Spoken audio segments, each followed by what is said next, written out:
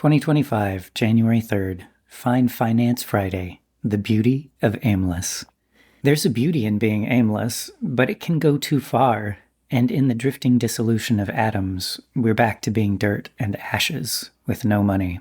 I asked Sora, the text-to-video generator, to make me a 5-second video of flashing lights that said Finance Friday, but through a fun glitch, what came out was Fine Finance Friday, and oh man, are we keeping that moving forward. 4 plausible definitions of the word fine and finance as an adjective or a verb, and suddenly we have so much more meaning to play with. I'm going to briefly introduce 2 of the big topics to talk about in the future of Fine Finance Friday. The first one, the big one, is the idea of lead and lag goals. This was probably my favorite topic in business school because it can represent such a massive change in personal, professional, and creative perspective, and also because there's such incredible resistance to the idea of moving from the imagined stability of lag to the uncertainty and anti-immediate gratification realm of lead. The ideas of lead and lag were presented as goal types, but you can do some mental fishing and massage the concepts into something more usable. Lags aren't really goals, they're consequences or results, and leads aren't really goals, they're actions. So instead of envisioning goalposts or finish lines, instead there are physical motions and resultant energy. You can use this for money matters, and you can also use it for things like health, relationships, conversation flow, and all kinds of other possible situations and contexts.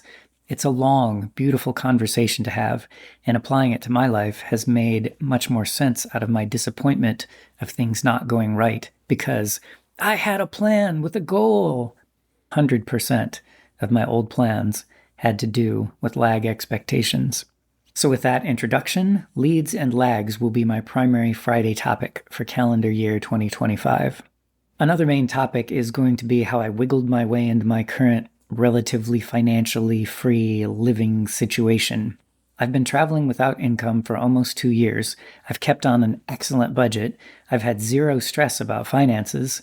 I can stay in comfortable places and eat good enough food, even though I still have the natural inclination to eat trenchy meals. I could survive off 7-Eleven and street vendor food in Taiwan with no problem at all, and I have found a specific Burger King in the Sanchong district of New Taipei City that's become one of my favorite meditation spots. American-style fast food is more expensive than typical restaurants in Taiwan, but this Burger King, this amazing mecca I found, is special. It's never busy, they play jazz music from good quality speakers, and there are a few tables that are almost always empty that have a second-floor view out the window toward an artistic traffic intersection that I could stare at for hours.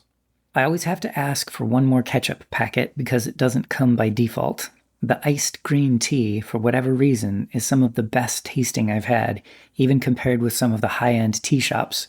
The pointed end of the paper straw pops through the plastic seal on top of the medium cup with a familiar snap, and the paper molecules themselves always start dissolving right around the time I'm done drinking, and there are just the last few ice cubes left. I'm willing to pay the extra for this experience.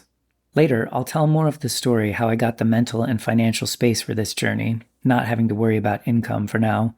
When I've gone to my Tinder or Bumble meetings and adventures, or when I've met new people at events, they almost always ask what I do for work or for money, and when I say, nothing, the look of shock is always there, a similar expression on different facial features, often with skeptical eyes and a small silence after. This year I do want to turn that corner and start exchanging creative work for cash. I'm also working toward my paradox process therapy certification, so I'll be able to market myself as a person who can help you become who you want to be, in the same way my facilitator opened up my life, pulling out the old knots and observing them, then watching them undo themselves with a long, easy sigh. More stories soon.